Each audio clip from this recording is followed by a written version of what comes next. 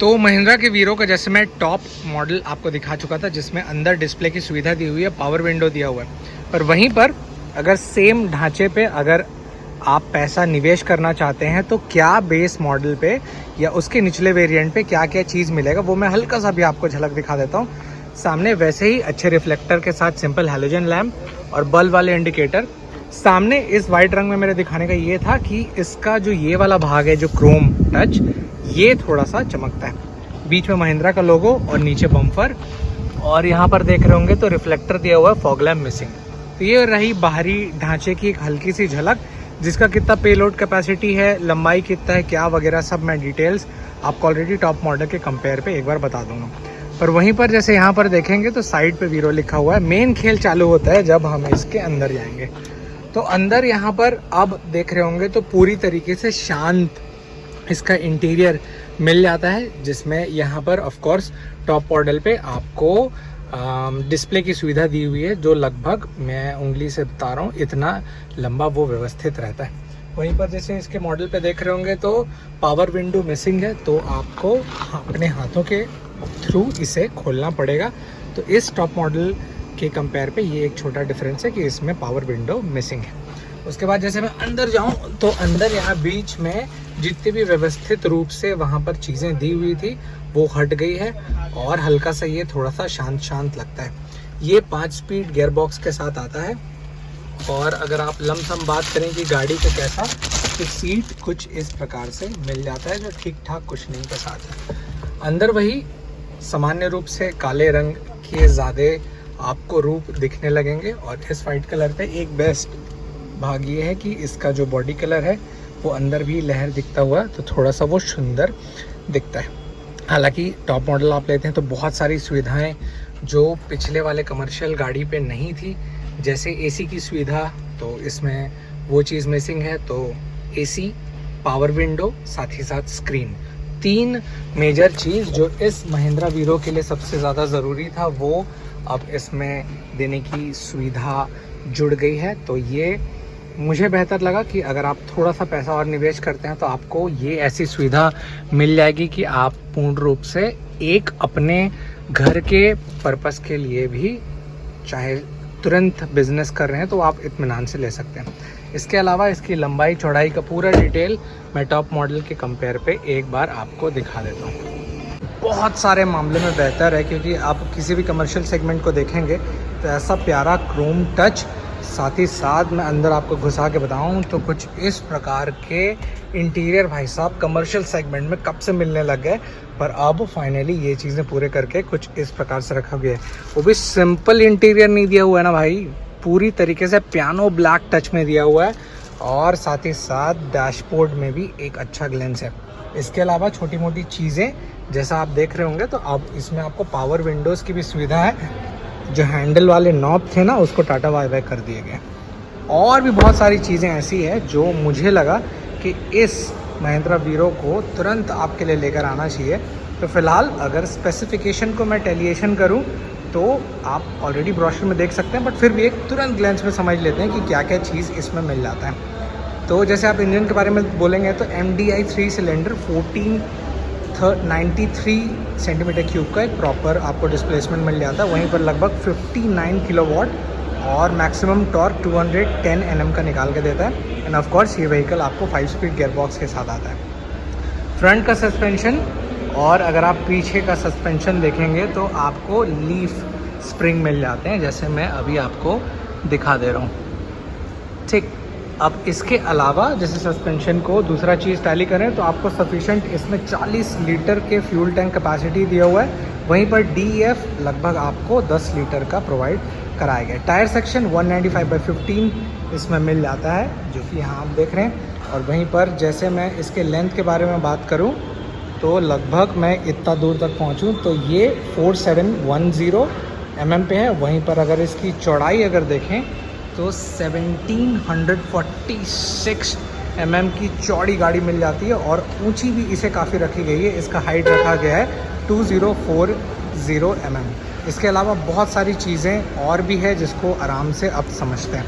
तो जहाँ पर ये वीरो शब्द रखा गया है, मुझे वीर का एक प्रॉपर इंस्पिरेशन दिख रहा है, जिसमें वीरो में आर जो है ये गोल्डन इनपुट पे रखा गया है। वहीं पर यहाँ पर देख रहे होंगे तो सेंटर में महिंद्रा का लोगो, महिंद्रा का ये क्रोम टच है। वहीं पर हेडलैम्प्स के सेटअप पे ऑफ कोर्स आपको हेलोजन ही मिले हैं, चाहे वो इंडिकेटर हो या तो आपका नीचे रिफ्लेक्टर के साथ ये बल्ब हो।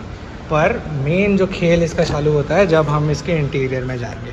तो इंटीरियर जाने पर ये ऊंची थोड़ी है, ग्राउंड क्लियरेंस काफ़ी ऑफ बिट पे रखा गया है। तो जैसे मैं पैर रख के यहाँ पर चढ़ता हूँ तो कुछ इस प्रकार के सामने इंटीरियर दिए हुए हैं। पहले मैं चलाता हूँ तो ये जैसे ही चालू करने के बाद सिस्टम चेक, ये भाई साहब चालू हो गया है। MID स्क्रीन ठीक ठाक सटीक डिस्प्ले के साथ है, ऐसा भी मैं इतना ज़्यादा प्रभावित नहीं हुआ, पर अच्छी इन्फॉर्मेशन आपको बता दे रहा है। कमर्शियल में अपग्रेडेशन इतना बहुत ज़्यादा ज़रूरी था। वहीं पर यहाँ देख रहे होंगे तो ये कुछ एंड्रॉयड लिखा हुआ ये चालू होता है, और होने के बाद यहाँ पर फिर नीचे पियानो ब्लैक टच है। इसका ब्लैक बेस का कलर अच्छा बनाना। फिलहाल अभी जो आप लाइटिंग कंडीशन देख रहे हैं ये शाम का समय, तो लगभग आप समझ लीजिए कि चालू होने में उसे कुछ इतना टाइम लगा। चालू होने के बाद गाड़ी कुछ इस प्रकार से रेडी है, जिसमें अगर मैं इसके टच इन्फॉर्मेशन को बोलूँ तो क्या गजब कमर्शियल पे लग रहा है कि अब इस पे पूरी तरीके से कोई भी दो तरीके के लोग इन्वेस्ट कर सकते हैं कि एक सिंपल जो ड्राइवर चलाते थे, और खुद भी अगर आप गाड़ी के मालिक बन के कमर्शियल सेगमेंट में इनपुट करना चाहते हैं तो भी अब ये एक आपको अच्छा कार वाला फील देने वाला है, जिसमें यहाँ पर छोटे मोटे इन्फॉर्मेशन, थोड़ा सा लैग मैं फील कर रहा हूँ, पर ठीक है, जितना एंड्रॉयड इनपुट दिया गया है वो अच्छे से ठीक ठाक रिस्पॉन्स कर ले रहा है जितना इसको देना चाहिए था। बाकी एंड्रॉयड इफेक्टिव है, जितना मुझे लगता है कि उतना भी ज़्यादा लैगी नहीं है, ठीक ठाक ये है। आने वाले समय में भी हो सकता है, बट अभी फ़िलहाल नहीं।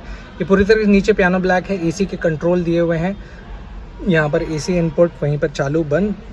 नीचे देख रहे होंगे तो कुछ आपको कंट्रोलिंग्स दिए हुए हैं। ये हैं किस चीज़ के, तो ये है भाई साहब आपके विंडोज़। अब इसमें आपको पावर विंडो दिया हुआ है जिसका कंट्रोलिंग यहाँ दिया हुआ है, तो इत्मीनान से आप दोनों, अगर आप उस साइड बैठे हैं तो यहाँ से कंट्रोल कर सकते हैं, और इस साइड बैठे हैं तो यहाँ। और इसके जो सेंटर कंसोल को ज़्यादा बेहतर इसलिए भी रखा गया है क्योंकि पूरी तरीके से अब पियानो ब्लैक टच है, जिसके कारण ये गाड़ी थोड़ा सा बेहतर 5 स्पीड गियरबॉक्स के साथ ये आती है। जो ऊपरी वाला भाग है, ये क्लोज से मैं दिखाऊं तो ये थोड़ा सा सिल्वरिश मिल जाता है। ये रहा हैंड ब्रेक, और कुशनिंग भी सीट की ठीक ठाक सकीट मिल जाती है। वहीं पर दो लोगों की बैठने की व्यवस्था इत्मीनान से। और फिलहाल ये कलर का देख रहे होंगे तो इंटीरियर पार्ट कुछ इस कलर के बॉडी कलर पे फॉर्म है, और वहीं अंदर कुछ ऐसा हार्ड प्लास्टिक मिल जाता है, जिसमें इसका देख रहे होंगे तो अलग टेक्सचर डिज़ाइन है, और इसका देख रहे होंगे तो ये अलग टेक्सचर डिज़ाइन है। ओवरऑल गाड़ी मुझे सब मामले में बेहतर लगी, जिसका ओवरऑल डिटेल्स भी मैं आने वाले समय में बताऊंगा, बट फिर भी एक लमसम समझने के लिए क्या ये गाड़ी कितनी बेहतर है, तो मैं बोलता हूं कि अब महिंद्रा ने गज़ब काम किया है। हाँ, एक चीज़ जो खटकी मुझे कि चाबी भी थोड़ा बेहतर दे देते, पर ठीक है यार, कमर्शियल के हिसाब से इट्स नॉट बैड। वहीं पर पीछे जैसे मैं जाऊँ तो ये वाला भाग जो बहुत ही ज़्यादा बेहतर हो जाता है, डाला। अब इस डाले के साइज़ का इम्पोर्टेंस बहुत सारे लोगों के लिए फ़ायदेमंद रहता है, क्योंकि जितने भी सामान है वो इसमें पूरी तरीके से नियमित रूप से डलता है। तो वहीं पर जैसे मैं अगर इसके व्हील बेस के बारे में बात करूँ ना, तो 2550 XL, और वहीं पर डबल XL लेते हैं तो 2700 का इसमें मिल जाता है। कार्गो जो देख रहे होंगे ना, तो इसका जो टोटल लेंथ है यहाँ से लेकर यहाँ तक वो है 2765, जो कि व्हील बेस से एक पैमाने पे कह सकते हैं कि लगभग 200 प्लस है। और वहीं पर आप डबल XL लेते हैं तो ये वाला कार्गो का जो थोड़ा साइज़ बढ़ जाता है 3035 हो जाता है।